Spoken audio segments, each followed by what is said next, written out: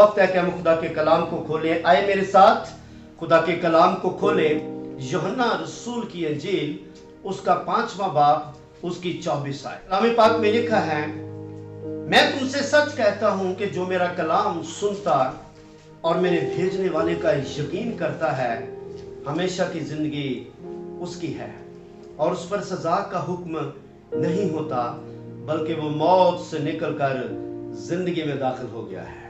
اور دوسرا حوالہ افسیوں 4 باب اس کی 11 آیت سے پڑھا گیا، ان تمام عہدوں کو ظاہر کیا گیا جو اس دنیا میں خدا باپ نے اپنے لوگوں کو دے کر بھیجے تاکہ لوگ ان کی آواز کو سنیں، لوگ خدا کے کلام کو سنیں. خدا یسوع مسیح نے، رب الفاظ رب غیور نے ہم سب کو فرمایا دنیا کے لیے ایک زبردست اعلان، میں تم سے سچ کہتا ہوں. جب بھی خدا یسوع مسیح کلام کیا کرتے تھے وہ ہمیشہ یہی فرمایا کرتے تھے، میں تم سے کہتا ہوں، میں تم سے سچ کہتا ہوں، میں تم سے سچ سچ کہتا ہوں.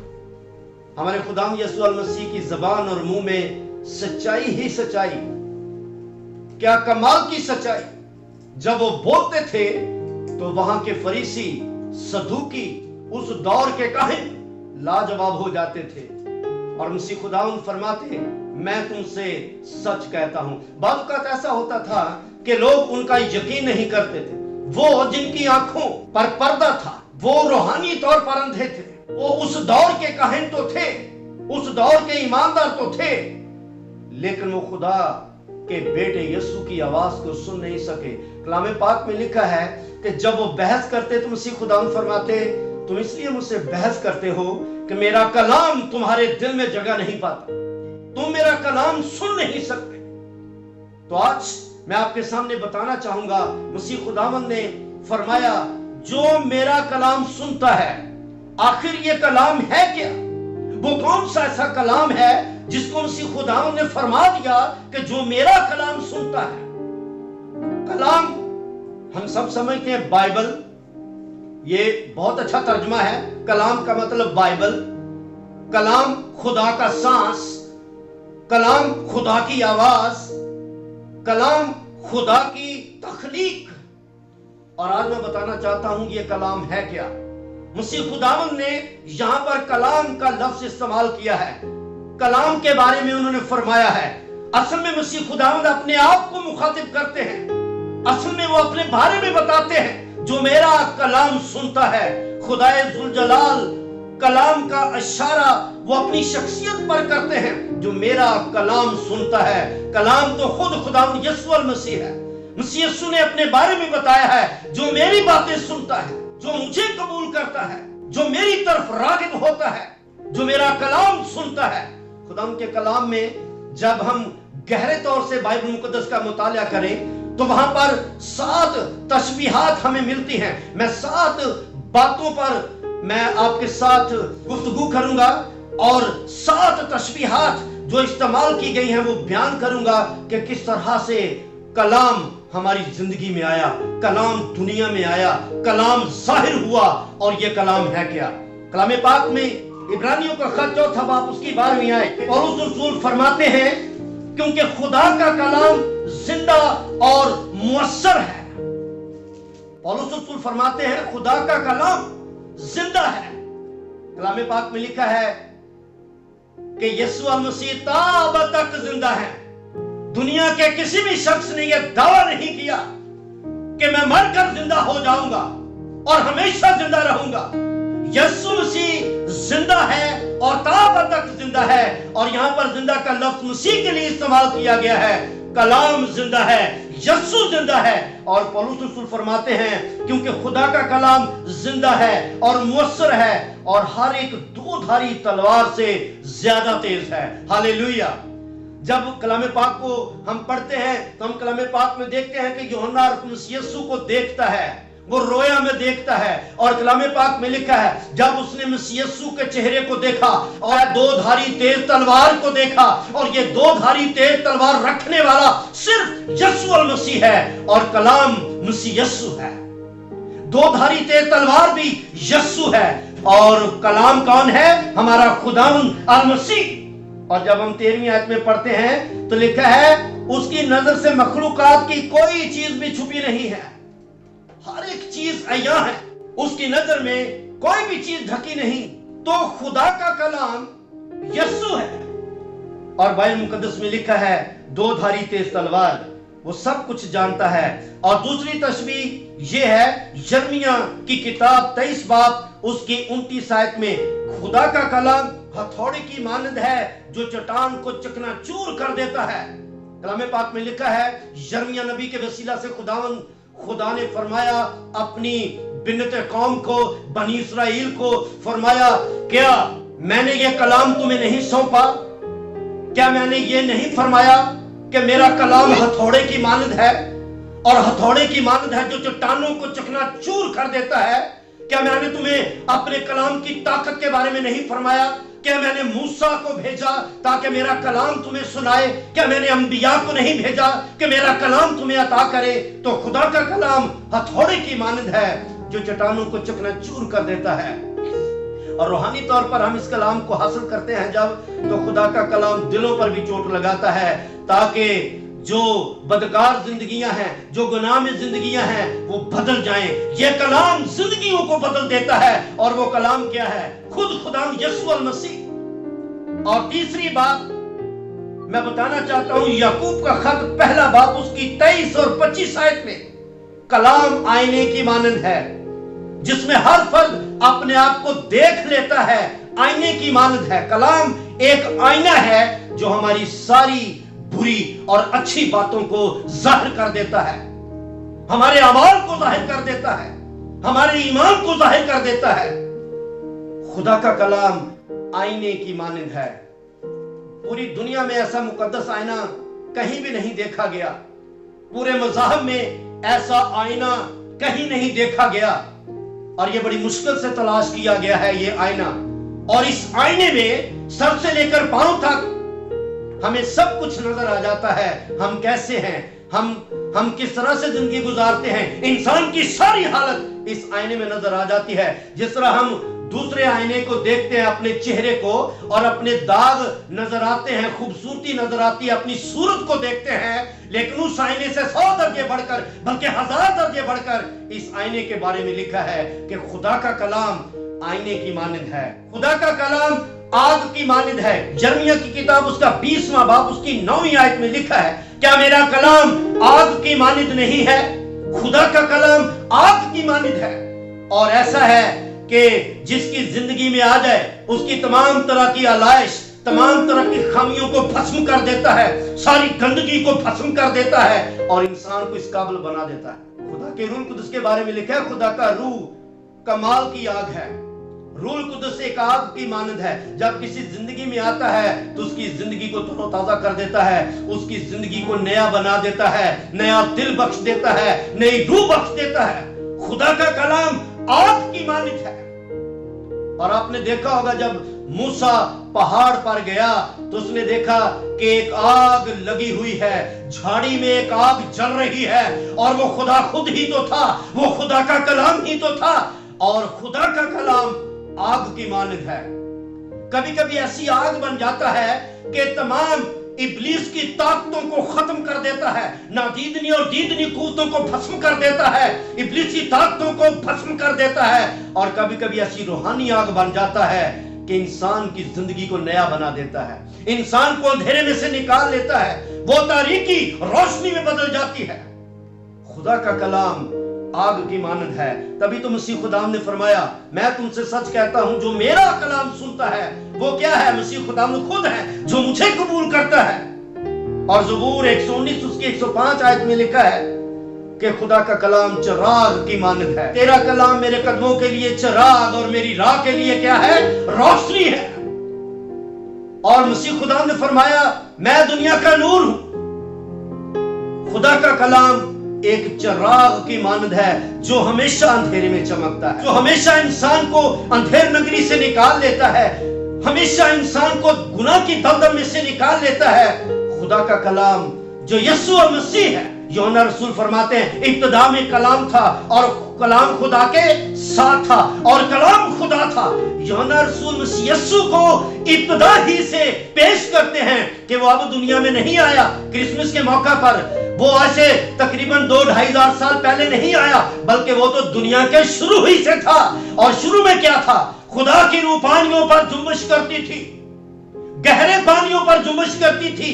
और बाद में कलाम पाक में लिखा है आओ हम इंसान को अपनी सूरत और शबीह पर बनाए। आओ हम, जब हम का लफ्ज खुदा इस्तेमाल करता है तो वहां पर मसीह खुदावन उनके साथ नजर आते हैं, कलाम नजर आता है। और वो कलाम क्या है? इब्तिदा में कलाम था और कलाम खुदा के साथ था, यानी यीशु मसीह खुदा के साथ उसी सूरत और शबीह में नजर आते हैं। कलाम पाक में लिखा है यूहन्ना रसूल ने मसीह खुदा के बारे में बताया, यही इब्तिदा में खुदा के साथ था, वही कलाम जो मेरा कलाम सुनता है।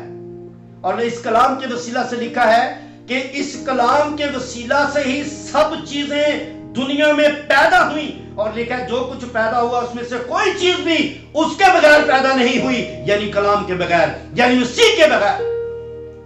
यीशु अल मसीह दुनिया की इब्तिदा से थे, वो तो नाम दुनिया में आया, यीशु नाम दुनिया में आया, वो तो इंसान दुनिया में आया, यीशु इंसान बनकर दुनिया में आया, लेकिन कलाम तो इब्तिदा ही से था। और उस कलाम को सुनने के लिए दुनिया के दरमियान एक ऐसी लहर दौड़ जाती है जब उस कलाम को सुनते हैं।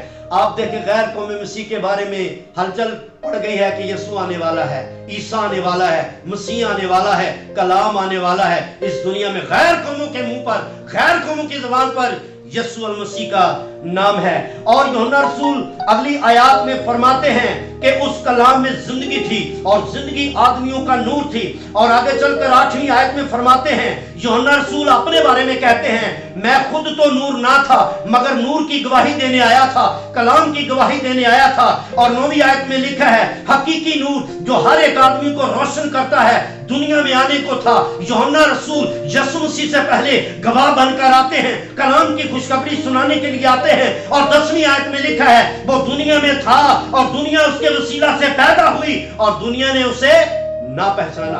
बाद औक़ात हम देखते हैं कि ऐसी कौमें, ऐसे लोग, ऐसी एनजीओज, ऐसी तंजीमें, ऐसे मज़ाहब मसीह यीशु को रद्द कर रहे हैं, लेकिन उनको यह नहीं पता कि अदालत का इख्तियार बेटे के हाथ में है। उनको यह नहीं पता कि जमीन आसमान का इख्तियार खुदा के बेटे के हाथ में है। और जब वो जान जाएंगे कि वही कलाम जो इब्तिदा में था फिर दुनिया में आने वाला है, वो तौबा करेंगे, मसीह को कबूल करेंगे। और जिस कलाम की बात यीशु मसीह ने फरमाया, अपने बारे में बताया। और 15वीं आयत में लिखा है, हालेलुया, इस आयत को गौर से सुने, यूहन्ना ने उसकी बाबत गवाही दी और पुकार कर कहा, और उसने क्या फरमाया, ये वही है जिसका मैंने जिक्र किया कि जो मेरे बाद आता है वो मुझसे मुकद्दम ठहरा क्योंकि वो मुझसे पहले था। Praise the Lord. कलाम तो इब्तिदा ही से था, कलाम मुजस्सम होकर कलाम मुकद्दसा मरियम के पेट में आ गया, कलाम मुकद्दसा मरियम के वसीला से दुनिया में आया।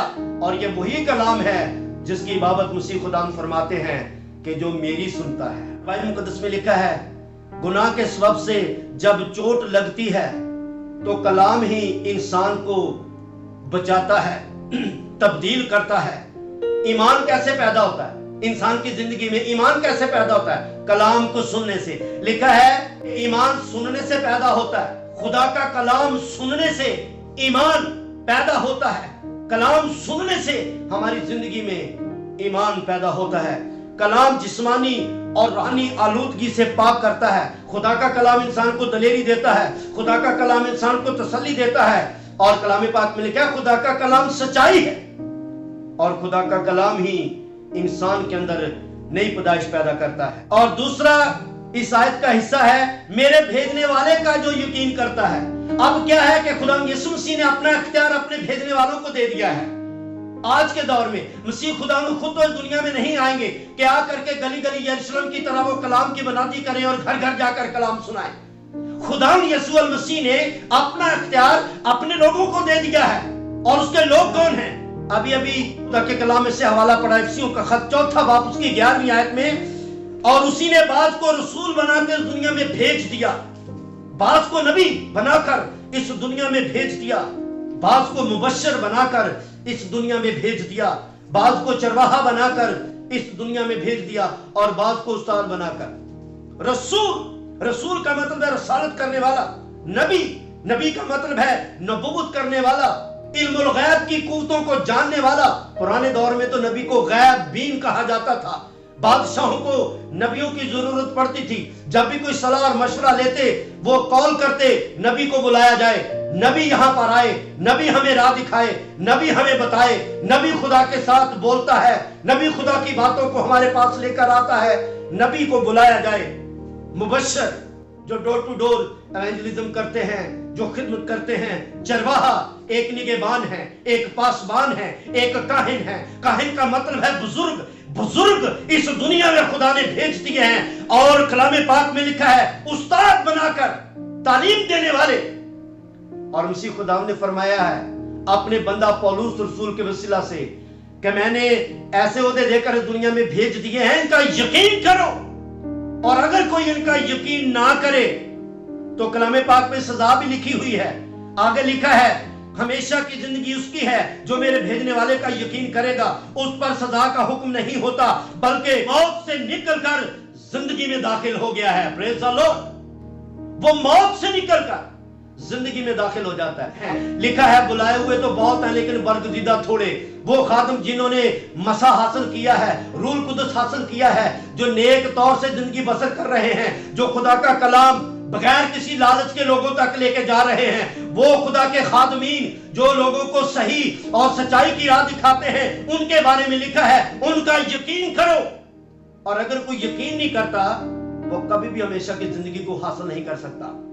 हालांकि कलाम पाक में लिखा है जिसके पास बेटा है उसके पास जिंदगी है। तो कलाम कौन है? कलाम यस्सु है, और यस्सु खुदा का बेटा है। जिसके पास खुदा का कलाम है उसके पास क्या है? जिंदगी है। एक और तरीका से भी खुदा यीशु मसीह ने जिंदगी दी है, वो ये है जो मेरे भेजने वाले का यकीन करता है उसके पास हमेशा की जिंदगी है। और एक और बरकत है, उस पर सजा का हुक्म नहीं होता।